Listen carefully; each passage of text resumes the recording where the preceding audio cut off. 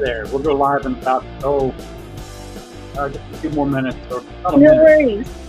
Okay. How do you blur your background? Down in the settings, I think, or maybe it's under the camera. Let me go check and see. I did it. Hold on 1 second. Yeah. See here. Off the camera. Oh yeah, go into your settings. You see Go settings? into settings. Yeah, All right, I'm in settings. One of them is the virtual background. I think in there you can find one. That's I didn't get that option. you didn't get that option. Let me try it from my computer and see if it works that way. I'll be right back. 5 seconds.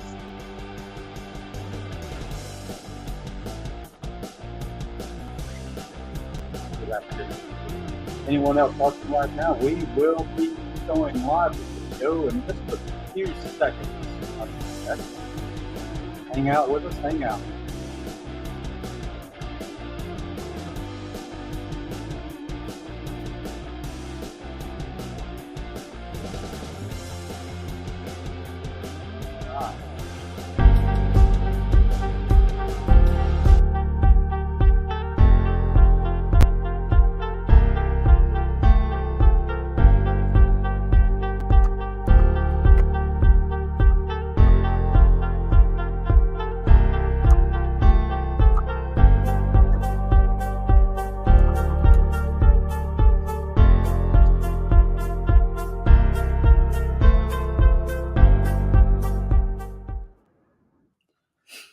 Hello, everyone. Welcome to the Monday edition. What is today? October the 9th. Yeah, October the 9th, 2023. My name is Cassandra Williamson. I'm the Executive Director for Transgender and Diverse Veterans of America Action Group. Principally, what we do on here is have a conversation about, action things. All right. So we do have, let's try it again with a little thing. How do I? All right. I'm going to put you down just a minute into the backstage. Come back up, okay? All right. So, hey, everyone. Today we're going to be talking about Indigenous Peoples Day as well as Columbus Day and the impact and those kind of things. We want to talk about that a little bit. And obviously, we're going to be getting over into a few other topics, the perennial ones. And then the big news of the weekend was the Hamas attack on Israel. And obviously that's a terrorist group. I'm not talking about the Palestinian people. I'm talking about the terrorist group Hamas. Okay. I have a great respect for the Palestinian people, but it's the terrorist group that I don't. That's the big news for the weekend. All right. But anyway, also we'll get back into talking about the Heritage Project 2025 and if I can ever make it out of the forward, then that could be a really interesting show, I think, maybe, possibly, but the forward is pretty atrocious.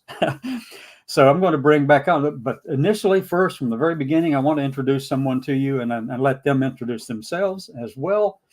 And let me bring up on stage, add to the stage. Hey, look at that. Almost there. I'm having trouble with my little background here. If you have a new medium, it makes things more complicated. But we're good. Hi, my name is Reverend Dr. Elena Moreno-Hanson. I'm the Utah State Director for TDVA Action Group. And also I am they, them, non-binary transgender. And I am native, not enrolled, so don't get all excited up over there because there's a lot. We got urbanized. Our family, so here we are. But the bloodline is there. Good. We're good. I'm glad to have you on board with us, Doctor. My God. I'm really happy to be here. I'm really happy to be work. And it's time to do something about our whitewashed world. That is so true. So let me see. So you're in Utah right now, and I believe, and I'm looking forward to everything that we can do there. Utah, yes. What part of Utah are you from? It's Where in downright Utah inhospitable here for transgender people. I'm in are you? Orem, Downright. Utah. Okay. Okay. Oh, wow. We have a lot of friends and contacts in Utah. And I've been down to Richfield, Utah. Spent the last year, the 4th of July, with some of our friends down there. It's really amazing, beautiful place. So, yeah. Anyway, welcome aboard. Oh, my gosh. I'm so glad to have you with us. And today we're going to be talking just a little bit about Indigenous Peoples Day, as well as the correlation with that over to Columbus Day. And then I've had this pushback about using Indigenous Peoples Day from a lot of my more conservative friends saying, yeah, we shouldn't do that. And I'm thinking, really? I think our Indigenous people, our Indigenous families, and my families, distant past families, they were here long before Columbus ever showed up. So I have a tendency to want to celebrate both, just as an acknowledgement, I suspect. But, have to acknowledge those who came before us, long before us. Okay. What are your thoughts on that, Dr. Elena? You know, so most Native American societies never had issues with diverse people. We had places and spaces for them in our societies. And of course, we were when the United States was colonized, we were kind of the first people that they kind of took issue with and wanted to deal with. And am I falling in and out? Am I getting choppy? Yes, you're getting choppy. It's for some. I don't know what it is. It's kind of breaking up here and there. You know what? We got one. Yeah, I'm going to take my video, and maybe that might make it better, so you have more bandwidth. Yeah. Here we go. And I'm going to change the background and back here. Well, stop cam. There we go. Oh,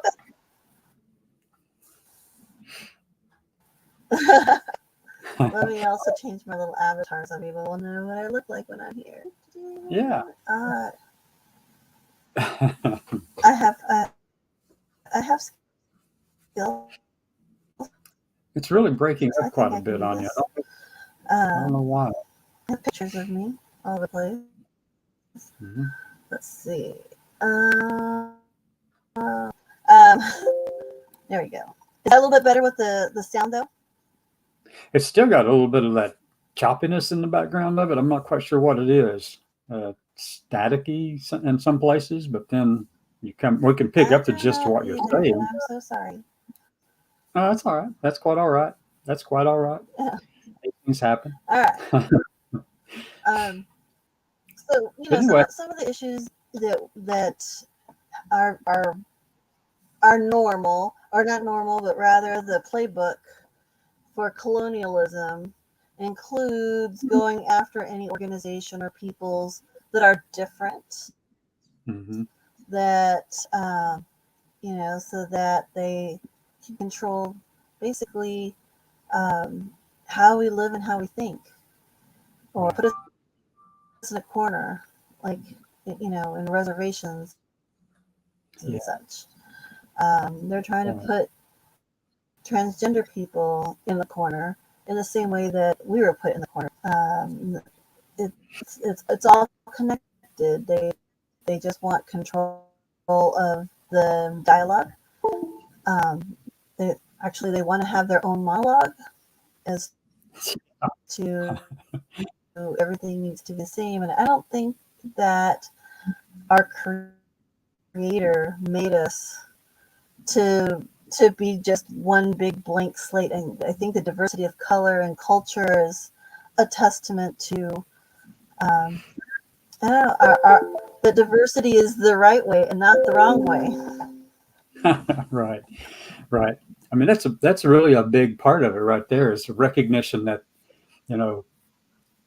people are individually unique, and as well as culturally or group uniqueness is there, and we shouldn't be trying to push those things out or get rid of them or whitewash them or just roll over them or send them out to a reservation or send them out to the schools, the Indian schools, like they did for so long in Canada and here in the U.S. And trying to acculturalize all these people into their way of thinking, and I mean European way of thinking. And really, that just denies the fact that people are, in fact, unique. So, anyway, exactly. I'm and sorry. I think that the road to peace is, I said, the road to peace anywhere and everywhere is predicated on us. We don't have to approve of each other. We just need to learn to be better neighbors and people that can another. We need to have I guess, we all need to come back to the table and Yeah. It would be nice if we could do that. And acknowledge that our diversity doesn't make us enemies automatically. Yeah, exactly. If only we could get everyone else to understand that. How do you think we can do that? Well, I mean, I think hate is a very wasted emotion. It is, but it's also one of the most powerful ones, and it's used so frequently to maintain power. Oh, now you're getting choppy. All right. Wonder what's going on there. Let me turn off my camera as well. Maybe that'll help. All right. Yeah, how's that? It's still a little bit choppy though, isn't it? Maybe that'll help. I don't know. I'm turning off it. Yeah. If you have any windows open. Yeah, I'm getting ready to turn all my windows off in the background. Yeah. Close this down. I'm closing windows in the background. Get rid of some of these things. That one I need up. That I don't need. Closing down everything that I don't need in the background so that we can be heard and seen. All right. Well, okay. I've shut down a lot of the background stuff. While Dr. Elena comes back on, they are working on getting back in with us. There's something going on with I think probably, well, let me see. Hold on one second. Let me bring them back to the stage. Yep, maybe. So anyway, I think a lot of it is that this is a holiday season and we have a lot of people off, which means a lot of people are on their electronic devices. And so obviously that increases the usage everywhere. Now, I've got some really fast systems here where I am in Alabama because my daughter does live streaming and her games and stuff. So we have really high speed internet here, but I think that just everybody it's all a holiday and everybody's just kind of on all their devices. So it may be kind of a rough patch going on. Let me see if the cam goes back to working correctly. Right. Can you hear me now? You're coming in clear again for me. Yeah, I can hear you, and we just have lag because of where we are. Yeah, there's something going on with it. But anyway, yeah, it's still a little scratchy and stuff. It's staticky, but we'll get through it. We'll get through that. And let me see. So how do you tie together Indigenous Peoples Day with the European desire to celebrate Columbus Day? How do we bridge that? Well, there's another half of my background is I'm also Hispanic, and the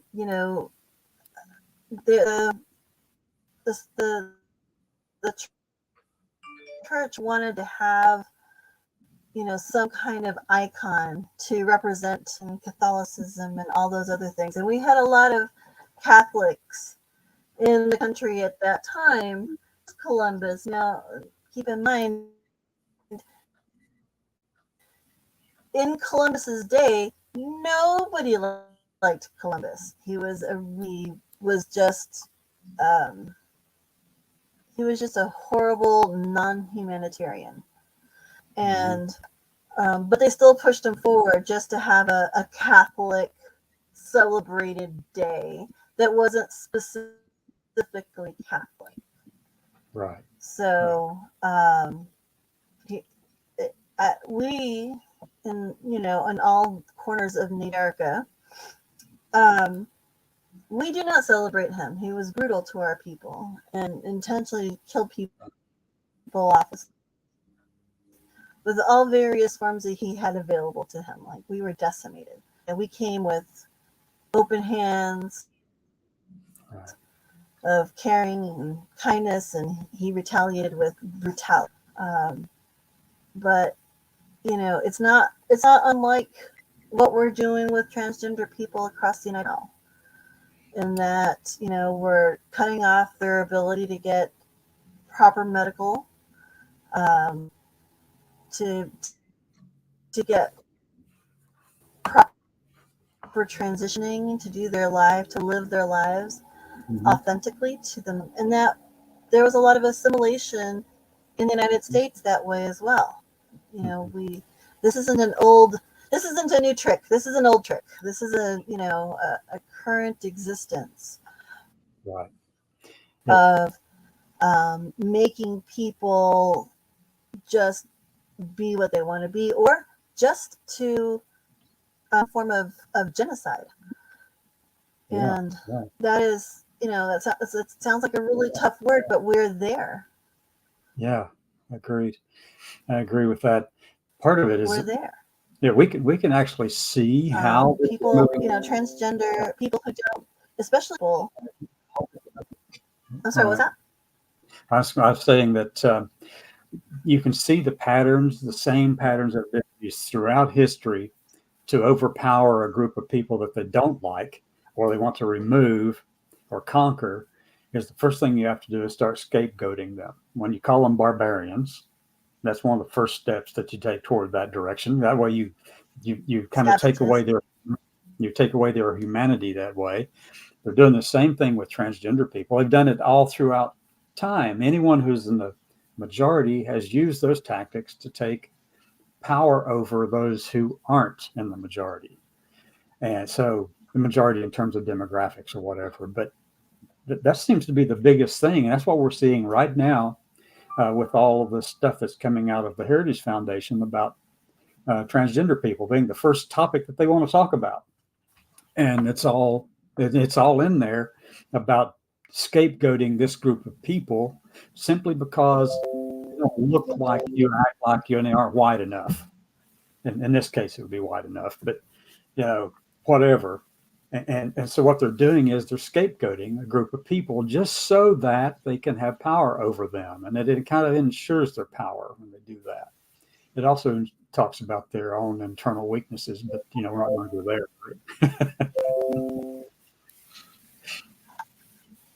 Exactly. No, it's about conformity. Yeah, exactly. It is about conformity. They want to rule us, and we don't want to be ruled. That's just, we want to be partners, like real partners, exactly. Equal partners. Yeah. And even though, each tribe has their own tribal sovereignty within their lands and people, a couple of years ago they did a survey, and Native people are the most. They're still receiving a lot of, I guess, colonialism. Oh yeah. In dealing with the United States. In fact, we just got a Native American federal judge. Just and after all these years, after so many years, we finally got one, and we're still trying to promote more Indigenous people on the bench, especially the federal bench, where decisions are made about these kinds of things. But we have a lot of transgender families in so many states that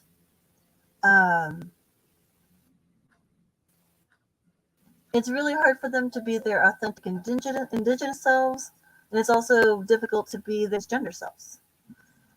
Or diverse selves, there's the neurotypical vibe.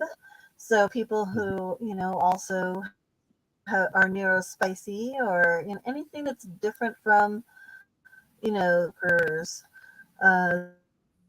current, I don't like the word conquer. We'll say the current colonizing.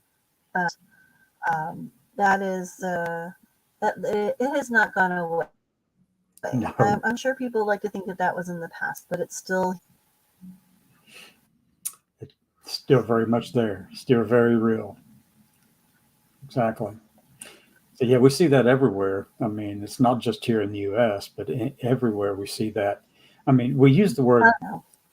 Yeah, we see the word and use the word a lot about colonizing people, but that word can apply to anyone that's in the majority trying to claim power over someone else or some other group of people or even a region in the world. It's still, however you look at it, is still a colonizing effort. And in other words, it's an effort to remove the humanity of those who are not like those colonizers or those who are taking it to, or who are trying to, in the majority. So there's a lot of stuff that's going on there that we see in the transgender community too. I mean, they have tried for years to go after LGBT or LGB people in the nation. They tried and tried and tried, and so they finally found a weaker thing that everybody else can rally around, and that would be the transgender people. There's fewer of us than there are any other of the minorities in the nation. So you're still trying to force your ways on us, which is, in fact, there are fewer of us. I think there might be a little bit more of the acculturation. yeah, true. That's true. So yeah, I mean, there's a lot of things going on that impact that, and that's why I wanted. There's a lot of people hating themselves too. Yeah, that's true. Internalized hatred. Exactly. Exactly right. And that's been true all along. I guess you could call those the Uncle Toms and all of the different cultures and identities out there that, sometimes they just hate themselves. There's a whole bunch of people, and I see it in everything I see, because I am all of the check marks. And in every aspect of things that I see, there are people who just haven't accepted who they are. They're just saying, you know what, we're going to play this on easy mode and we'll just do what everybody else is doing. Yeah. And the easy mode doesn't promote diversity. It just promotes whatever somebody else's conversation is. Yeah. And so I've met a lot of people who late in life, I've been transgender all this time. Who knew? Or or I'm Native American. I never knew. Until Ancestry.com and all those other businesses and stuff. So when people realize that first of all, unless you are of Native American quantum, you are not, quote unquote, the original Americans here, or whatever people like to talk about, or whatever language even.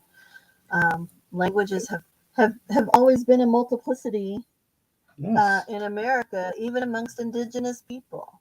So there's just so much to cover. But what I'm really concerned about on this Indigenous Peoples Day is our sisters that are missing, and that we need to have more law enforcement efforts to figure out who is just literally stealing our girls, our sisters, our mothers. If there's some speculation that there might be some form of slave trade going on, and nobody cares. Nobody cares what happened to these girls, and some of them end up being returned but not alive. Oh wow! So, people can. There are a lot of organizations. You just have to Look them up. It's our symbol is the red hand across the face, and most people are familiar with that. But if they can, on this particular day, take some time to donate to those organizations as well, not just ours, but because it is inhumane to ignore that many deaths. It's inhumane to ignore all the transgender deaths Hey, in the world. And there's transgender people, and that's not cool. so if you have a Dr. Lane, if you have a link or something like that, I'd like to be able to put it on here on the streamer on the bottom for them, anyone who wants to go check out what's happening to Indigenous girls and women, and to help out if they want to. I don't mind at all putting that at the bottom down here and let people see it and check it out. We have a lot. By the way, this thing is being live streamed over on 2 Facebook channels, LinkedIn, 2 YouTube channels, Twitch, Twitter, and on our websites. So if you could get that to me or something, or put it over in the chat or the comments. I don't know if you have access to that, but you should be able to get to the comment section on one side and put it over there, and then I'll just copy and paste it and put it into a streamer of some kind or banner. And I'd love to be able to put that out there for you. And you're right about the connection. A lot of people like to claim that they have American Indian or indigenous blood within them. Their genetics are I found it. indigenous. It's under missing and murdered. It's under what? Yeah. Can you put it over in the comments section? Yeah, you broke up pretty badly right there. Now I'm going to put it. We have a over here comments. There we go. Yeah. Paste. Got There it. you go. Got it. Thank you. So it's right there. Okay. I've got it on the screen. Good. Go there, everyone. Check it out. Awesome. And see if you can help out in any way, because that's what we're all about, right? Taking care of our people and making sure that we're doing everything we can to help others. That's great. Each other. Yeah. I was saying just a second ago that I remember stories from my father, my dad, who's saying, we've got Indian blood in us somewhere back there, and come to find out, I did a lot of digging into ancestry. I mean, I've been doing genealogy, family history stuff since the early 1980s, late 70s, actually. And I never found a single person who was Indian, but it turns out there are a few back there. But whenever you do the genetics and run it, I've got none. And there's no Native American people or Indigenous Americans in my genes. Well, some of I'm sorry. Some of that confusion is also that there are many Indigenous use the blood quantum to determine relationship in the family or in the tribes. Sometimes when they raided, they would take the children and raise them up as their own. And they're just, they have grown up in are as much part of that family. So it could be that there's somebody in your line that was adopted in such a fashion, in which case you won't see the blood quantum. Right. Blood quantum is really just an American thing. Yes. Agreed. It's a legal process. Yeah. But to be raised in the culture is certainly the most important part. I've been participating in as much of the culture as I can, and it really wasn't confirmed until my recent, Ancestry.com, that my family had been acculturated. Wow. So Yeah, so we usually would call it urbanized. So, at some point, they just stopped living on the reservation and they went elsewhere. And there's a lot of political history behind that, especially for the Apaches that I'm related to. There was a lot of there was a lot of effort to try and put baby in a corner, and we just weren't really into it. But they whittled their numbers down a lot. Yeah. The federal government and any other people who are trying to go across and find their new home. Yeah. I think that's a lot of part. I'm sorry. Mm-hmm. I think it's a lot about the quanta thing. No, you're going. It's okay, my friend. We're together. Yeah. So it's like the quanta thing that was established. When was that? Like in the early 1900s or something? It wasn't in the. It's something pretty recent, if I'm not mistaken. I'm sorry. It's pretty recent in history, and in fact, it's one of the ways I believe that they're trying to use to get rid of us, because eventually, like, it's not like we're not intermarrying. Right. It's it's in some tribes some problem, and that's got to be addressed at some point in some place, because we're losing our history. Yeah. Wow. It just. I know what part of the world you live in, and there was a lot of an indigenous groups. Mm-hmm. Yeah. And we're not even out. In Florida, they have a lot of African indigenous people there as well, and they were moved around a lot. Some of them were originally slaves, and then they intermixed with the local tribe that was there. I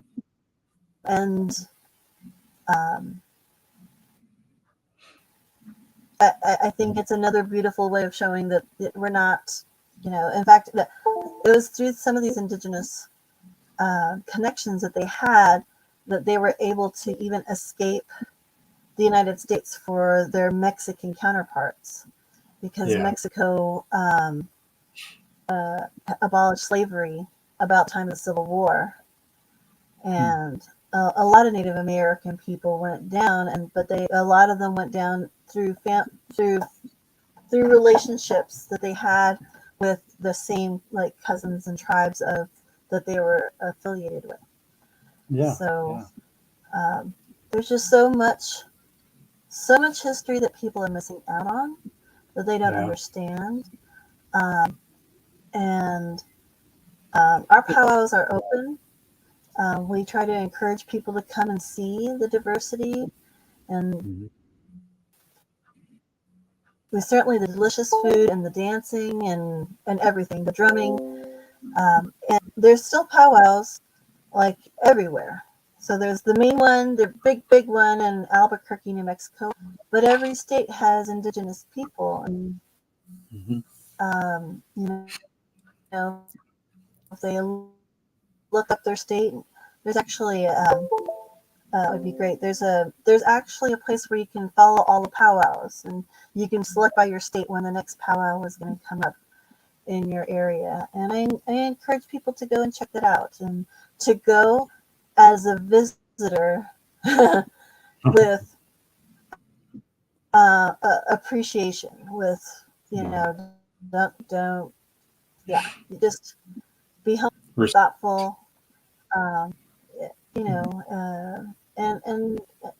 just learn. There's just such to learn. Yeah. You know what I found fascinating was that in my travels last year, I got to spend a lot of time in some states where, like New Mexico, for instance, where they have 23 different tribal pueblos there, and Some of them are so inaccessible that they don't have roads in, and really difficult to reach them at all. You're not sure that they're getting the care that they need or want. And up in Montana, I found it really fascinating there. Also, at the state capitol in Helena, Montana, it was like you got all these tribal flags around. You had the Montana state flag, the U.S. flag, but you had the tribal flags also down this big circle in front of the state house, which I thought was really fascinating because it was an acknowledgement that these tribes are there. These people are they're in the state. They're part of it. And so we need more of that, but it needs to extend to other groups of people too, the differences. And, some people we hear all this time about pride flag. Somebody says the pride flag shouldn't be Right. at the VA or whatever, but yet you can also fly the flags of any other group. It's really dependent, it just depends. But anyway, so it's fascinating to me to see how all this Yeah. Go ahead.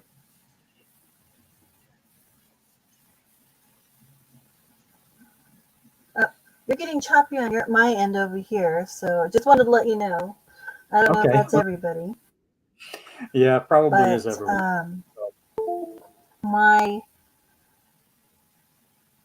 fervent wish is for people to be courageous and go out and meet the people that you don't know. Yes. I don't believe that everybody is inherently evil. True.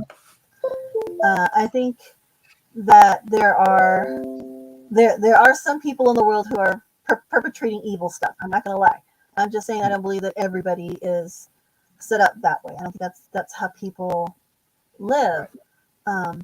But people are bombarded with malicious lies about good people, transgender, indigenous, what have you. Yeah. Yeah. And that is so I think if people took the time to just at a powwow even, or at a pride parade or something,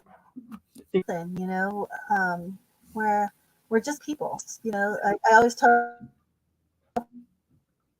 people, no matter what organization you have, you're going to have a Malcolm X, or you're going to have a Martin Luther King. Upon how you deal with those people, how you deal with this difference of people. At some point, people have to stand up for themselves.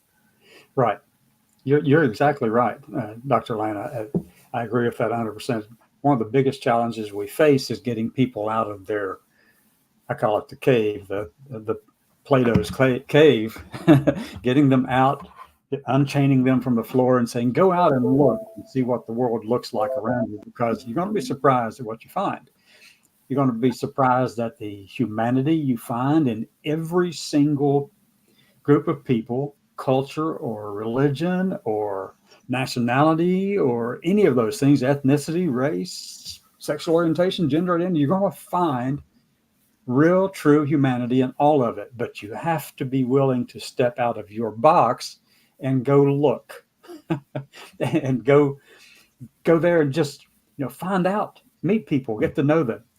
But yet what we see happening so often right now is that they're scapegoating people who aren't like them, and you're attaching labels to them that are not true, and lumping them all together in an effort. And really the whole idea is not necessarily to go after that particular group, but for power, as we said earlier on in the show, that it's all about them gaining power.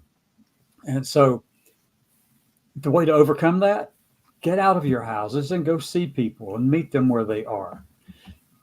Go see all the diversity that's in the world and actually work toward that, because make it a deliberate choice.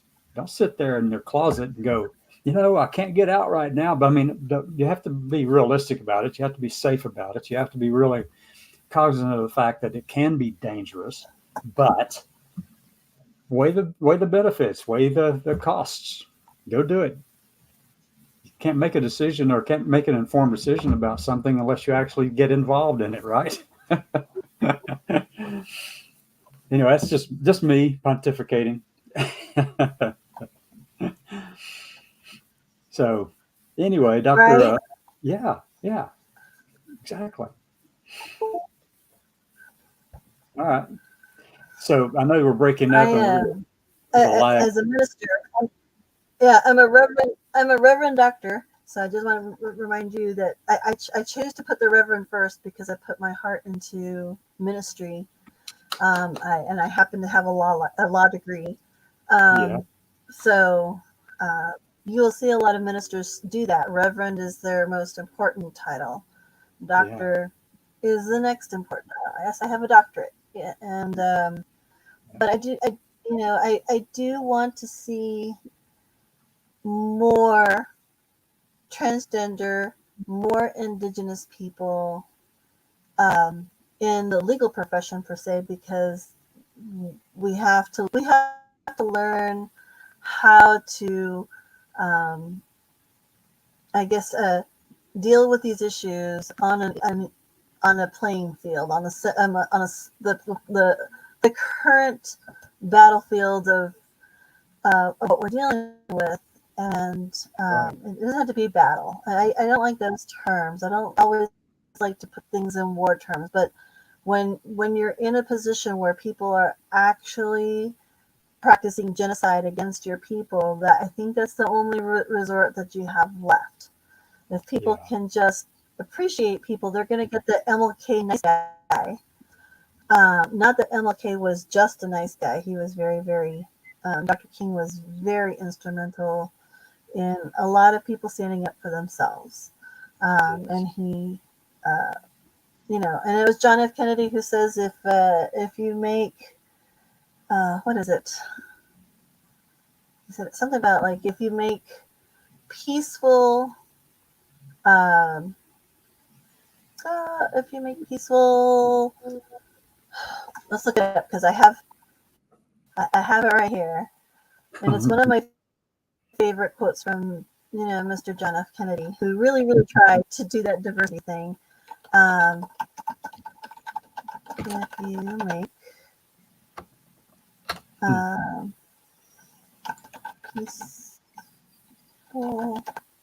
ah, if you make peaceful revolution impossible, um, then you make violent revolution inevitable.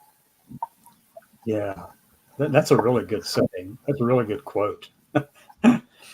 So that's John F. Yeah, Kennedy. yeah. I Right. have a lot of them. Like my yeah, Mr. John F. Kennedy is like, come on now, people. Let's just try and do this revolution peacefully, because throughout history it's shown that if you don't do that, then the violence is coming, and we see it. We see it, right now. Mhm. January 6th. If we learned to identify, and a lot of people, indigenous people, women, and people who look at violence in the country, they were saying this guy is pulling all the words, um, that are instigating Yeah, this war, yeah, when we should be um, honestly looking at things as trying to have a real conversation. I mean, a lot of people were super angry that we had a black president, and we had a black president for so long. And if we had just gotten out of that hate mode, if we had just gotten into, hey, let's look at what we can do to make things better. I mean, people don't realize that the 1% that owns most of the United States or the world, they they don't look at Democrat or Republican, because they diversify their portfolio as to the people that they give money to, and what in the end they have more money than we do, right, um, right. to focus the world. But if we get out of our little blind boxes and really look at things authentically in your world. It's a self-discovery first before you can figure out how you feel about everything else in the world. And that takes, not always agreeing with the people you hang out with in whatever party that you're in. Right.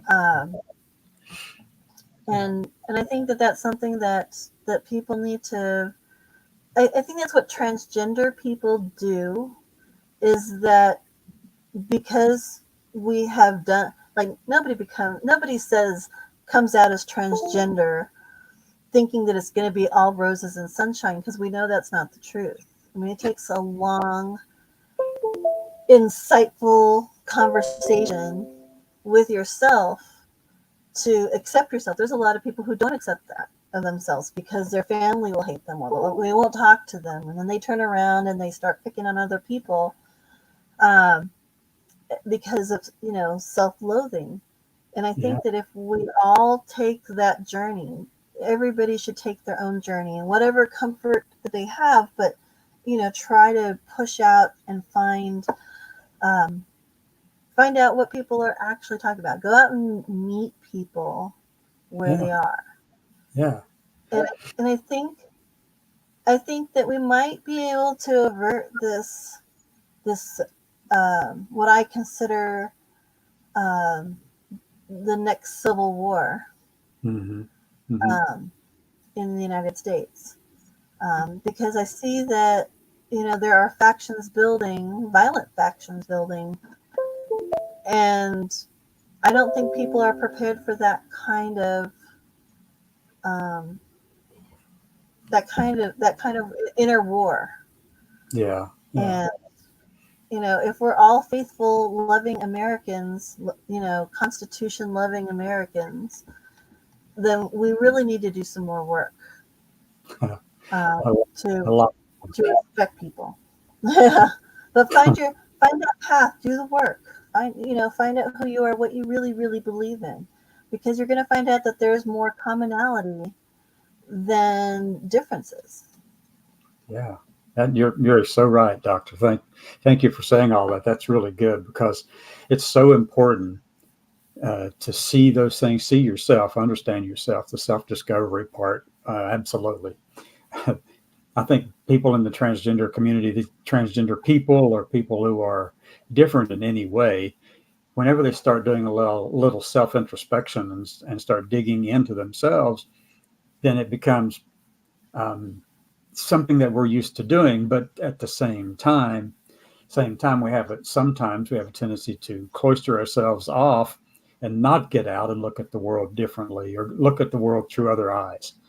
There's a long time ago, I gave talks on strategic thinking and stuff like that. And the biggest thing was try to look at the world through other eyes, but do it in multiple, in kind of a different way. There's one way to look at it. For instance, if you see at night, you see some street lights, and you're on this little road and you see a street light ahead of you, and it looks like the lights are just all over the place in front of you. But then if you take a step back and look above and look down on that, you see that the road is actually curved. There's several curves, but the lights just look jumbled when you're out on the road. But there's different perspectives that you can see, and you have to be able to do that to see other things, to see other people's way of viewing the world. And so there's a lot to it about getting out there for self-discovery. And in the letter I sent out this morning, I mentioned something about someone who had accomplished a degree of self-awareness. And one of the people who is out to remove transgender people from the world happens to achieve something that so few people actually can achieve. And that's a degree of self-awareness. And so he was able to identify himself as a theocratic fascist. Now, this person was Matt Walsh. Everybody knows, if you're in the space listening to all these podcasts and talks from conservative side where they're talking about going after transgender people, well, he's one of the leaders on that side, but he actually calls himself a theocratic fascist. Wow. And yeah, I mean, it's on his Twitter profile. So I applaud him for that degree of self-awareness, because right. Well, here's the whole process of taking this road is that at first you're going to look at things from your own perspective. A lot of the reasons why people deny the claims that we make about discrimination is because they haven't lived our lives. They haven't walked in our shoes. They haven't seen how things are, you haven't lived that life. And they really just have to stop and understand that they need to give these voices that have been shoved down and pushed down. It, the word minority freaks people out. They're like, oh my goodness, everybody's a minority. There's a this, there's a that, there's a blah, blah, blah. And the reality situation, we're minorities because, long-term systemic efforts to keep us underpowered. Yeah, that's right. And so if you take the time to just give people a format, a place to talk, like you did with me for Indigenous Peoples Day, the intersectionality of understanding how this all works. That this is the same book, the same textbook, the same whatever colonization effort aims at control, whatever you want to call it. They all require us to assimilate as a method of control. Yeah, you're so right. That is exactly what it is. It's a method of control. And you used a lot of words there, by the way, such as intersectionality, diversity, and inclusion, and all those kind of things that we've talked around. Also, those are the words that in the Heritage Foundation's Project 2025, in the first couple of paragraphs mentioned in the forward to this document, those are the words. Those are the words they want to strike from the whole of the federal enterprise. They want to remove, actually, the word Dr. Roberts used, and I don't care to call him out for this. He's the president of Heritage Foundation, but he used words like, we need to erase, delete, and excise from the whole of the federal enterprise. All those words, intersectionality, diversity, equity, inclusion, abortion, as well as sexual orientation, gender identity, and anything that, as he put it, could challenge someone's First Amendment rights. But the hypocrisy in that statement is that it challenges people's rights to remove those things. It does. Oh, yeah. And people don't realize that in some form or fashion, everybody has something that makes them part of a group that's marginalized. Yeah. So any person who is a non-minority eventually ages and becomes disabled. Yeah. Or eventually ages and gets, all of that, you're too old to do this job mentality thing. Right. I mean, there's ageism and whatnot. I think that people don't realize that, for society to survive and thrive, we need to work together, not, working to tear each other down. Yeah. Oh, wow. Exactly. I love what Radical Rodent is putting on here. This is this reality of straight people fear trans people because of their own weakness. It really is them. That's reality. And then founding fathers, wig and high heels. Jesus walked around in a dress. You can't have it both ways.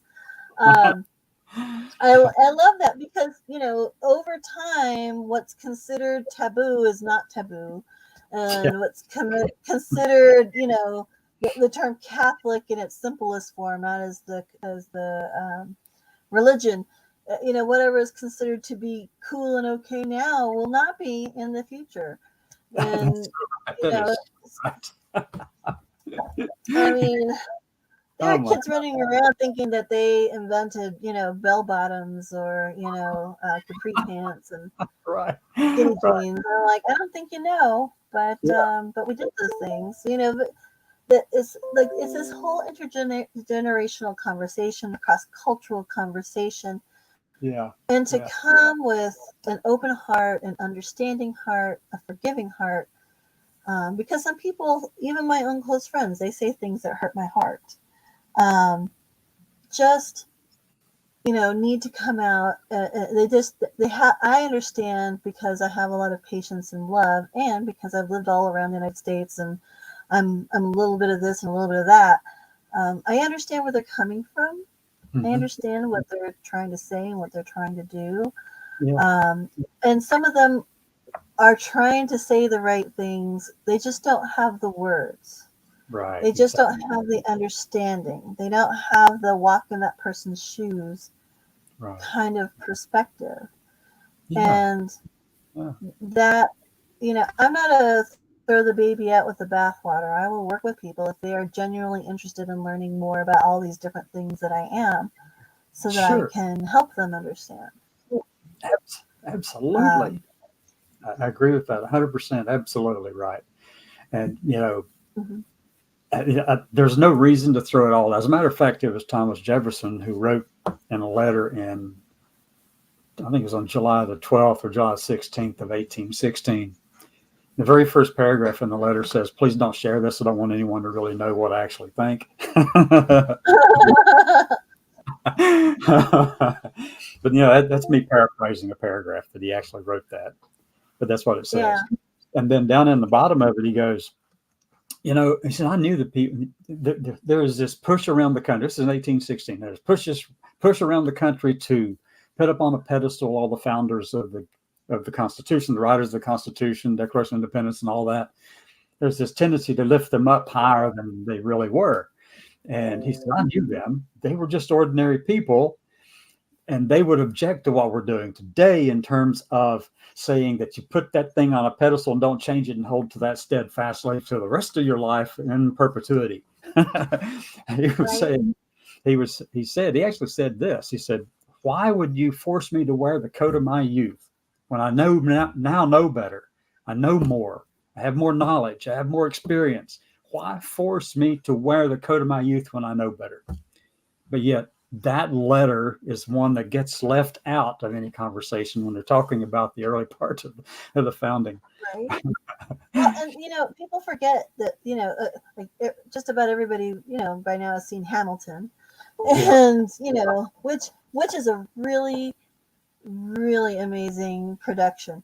But when we're talking about the founding fathers, they were messy. They were very really messy.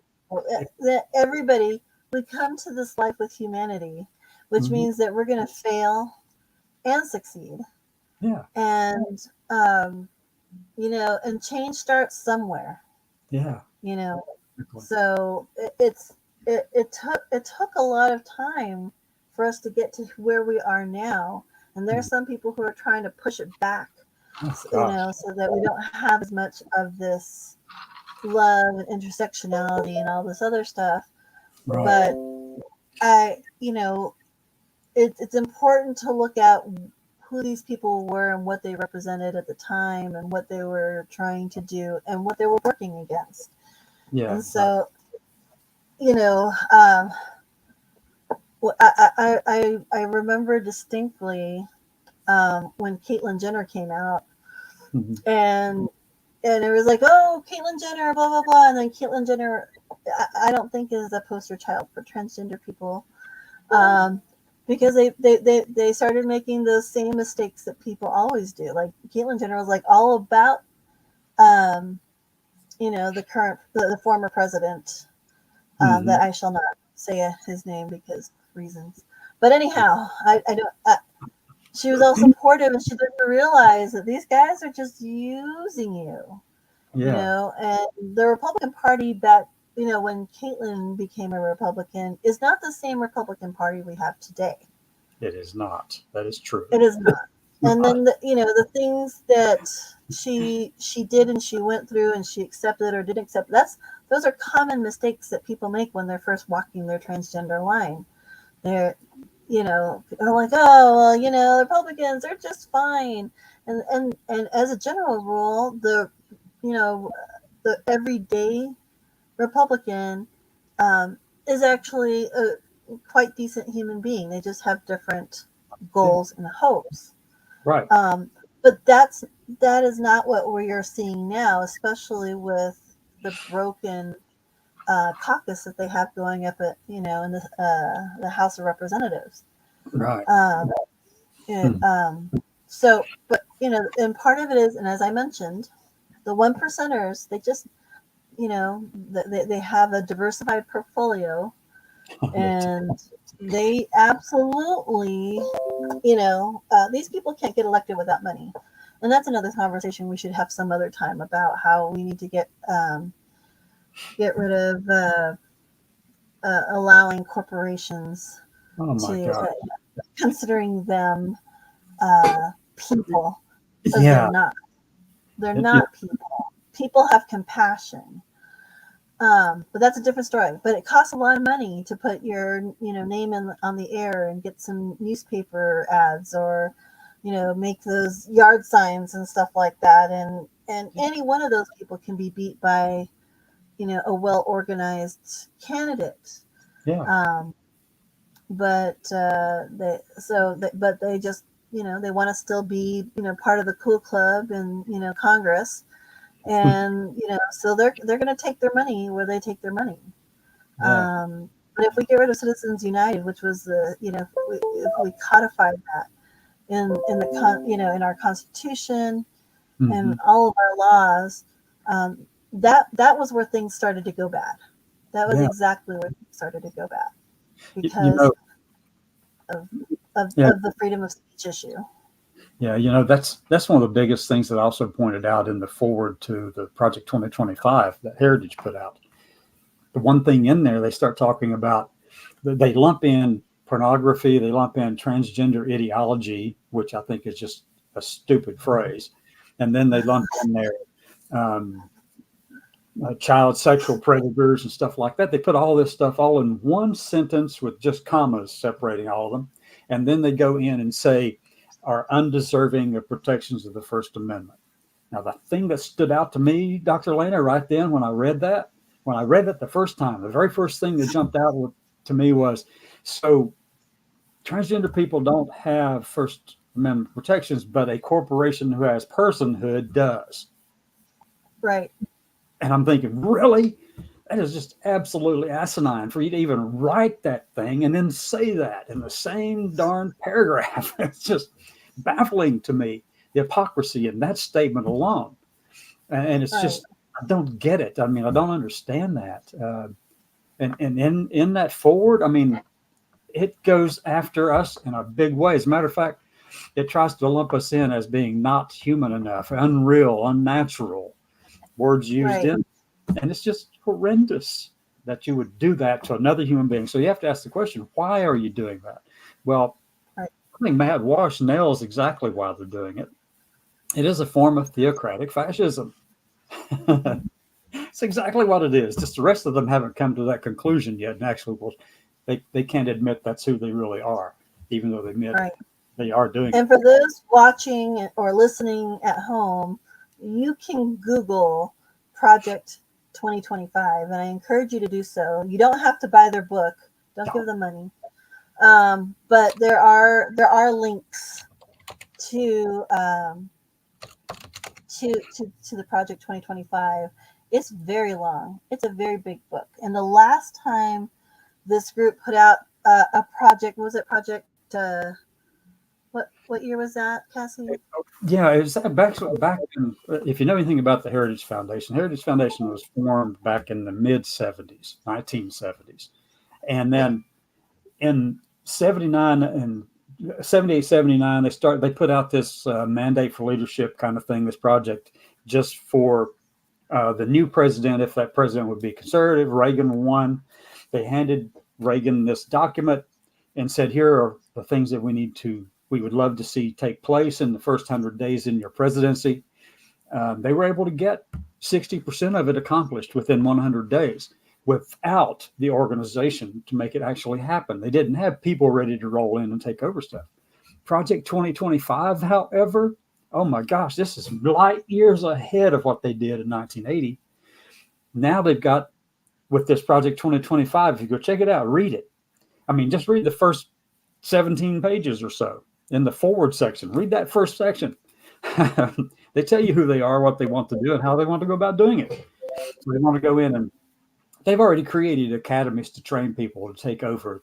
If a conservative wins the presidency in November 2024 at noon on January 20th of 2025, they will go, and when that person says, "So help me God," well, Heritage and the Project 2025, with $22 million set aside to make this happen, will hand a slate of people over to take over the whole enterprise of the executive branch.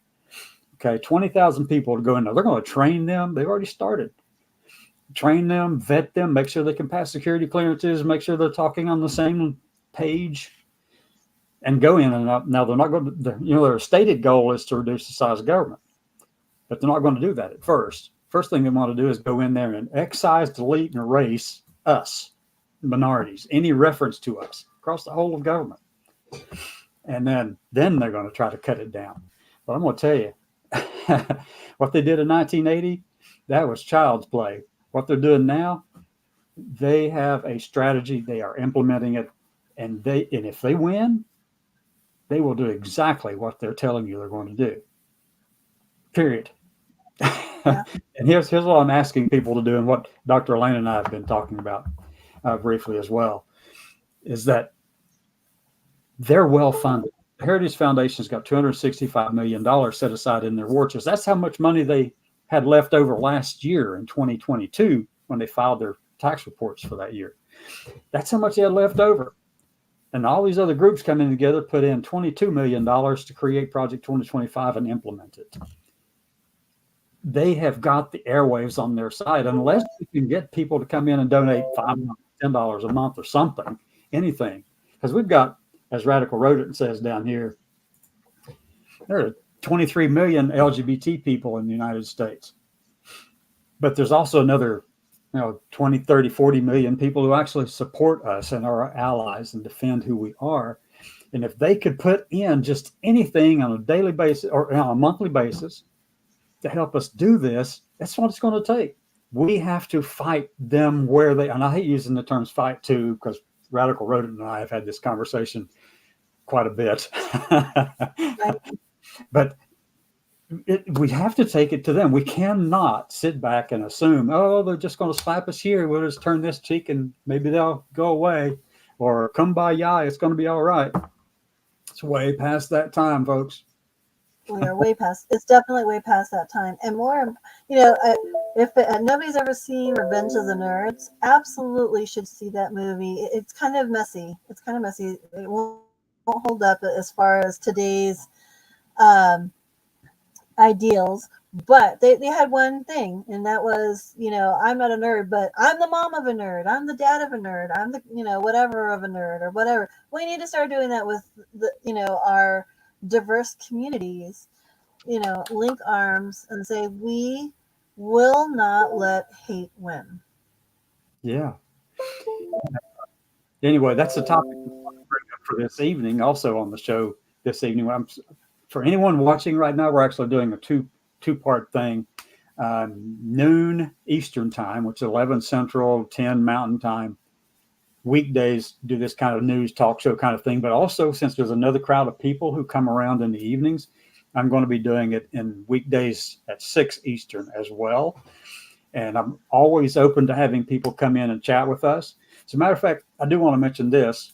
I guess over the past weekend or so, we saw a lot of news articles out there talking about how there's an increased rate for cardiovascular disease for people with hormones, particularly trans people taking hormones. And that was a report or a study that was done in Denmark. But I wanted to let everyone know I reached out to the person who did that, one of the people on that study, and I also reached out to our chief medical strategist, Dr. Maurice Garcia out in California. And we're going to be meeting in a live show between us, between me, Dr. Garcia, and Dr. Glentborg, who is one of the main authors for that study. And we want to have a conversation around that. So that's coming up in the very near future. Dr. Glentborg has agreed to be on the show with us. And Dr. Garcia, we just have to schedule a time, make that happen. And just so that everybody knows that's the case. So we've got a lot of things going on, but the biggest thing I want to do right now is we've already been at this for over an hour now. And I wanted just to thank Dr. Elena, the Reverend Dr. Elena, for being here with us today. They have been absolutely phenomenal. I appreciate the insights, and I look forward to things in the future with all of us getting together and doing more things. So if you ever want to come back on, Dr. Elena, you're more than welcome to be here. We'll talk about that. And I'll stare at that black circle or the white circle in the middle of that black field. And there you go. Well, no, I'm here. It's just I was trying to protect the bandwidth. I know. But I'm gonna do some work on my computer and see if we can't make it all better. Okay. But I'd be happy to come back and say hi to everybody. Thank you so much. I'm so glad that you're stepping up and helping out in Utah. We need people in every state to do this, to go in and lead. And organize your own leadership teams within the state. Find people in a county or a parish or whatever, wherever you are, and start creating this team, because I can't do it all. Dr. Elena can't do it all in her state either. We need help making this happen. We do have state directors in a handful of states at this point, but we have to be really cautious of who we get. Right. That's totally right. It's totally right. You never know. What I would say is, for everyone out there, not everybody can walk, knock, and talk in the neighborhoods. So, we need a lot more young people to do that, who are willing to go door to door and support candidates and support initiatives that protect transgender and diverse people. This is for transgender and diverse veterans, but that doesn't mean that we turn a blind eye to all the other things. There are people who, if you can't walk, we can always take your money. We appreciate that. That helps a lot. You have no idea. And if you're too shy to go and, go door to door and you don't have a big pile of money, but you have a little bit of time, we'll take your website people who can help us out with doing those things. We'll take people who, with secretarial skills. There's a lot of work to be done, and even the little bit of help will go a long way. So. Absolutely. And I'll give you an idea. We do have to take care of ourselves too. And I was thinking about this morning, the self-care aspect of all of this. I'm typically known as someone who just pours everything into it. I haven't found a limit to what I can and can't do if I set my mind to it. But the challenge is, here lately, I've had to stop and actually take, I guess it's a binge watch on Netflix or a Peacock show or something. And here's the thing that occurred to me this morning. If I'm having to do that, and I know that I am strong and resilient and I can do it, keep pushing. If I'm having to take that kind of break, we've got a lot of people who need to take self-care for themselves too. It's not just, if I'm sensing it, I know darn well there's a lot of others out there feeling the same thing, who maybe aren't necessarily as out and as open in the middle of the street as I am. So take care of yourselves. Take care of yourselves. Make sure you're doing that. As soon as I get off here, I might even watch another Netflix show. I don't know, but things going on over there in Israel too. So. Well, world is a crazy place right now, and we just need more love. We need more love. Yay! And Dr. Lane, big hugs to you. Thank you. Sometime we'll meet in person and actually get a chance. It'll be great. Oh no, I gotta get to your part of the world for some serious barbecue. I live in a state that doesn't understand how to do sweet tea. They don't understand. They don't. They think you can put sugar in after the tea is made. That's just not right. So I'll be in your hood soon. Don't you worry. Okay. I have a serious addiction to barbecue. Anybody who knows me knows. I have a serious addiction to barbecue. I have a serious addiction to food. Just food, period. From every place on the planet.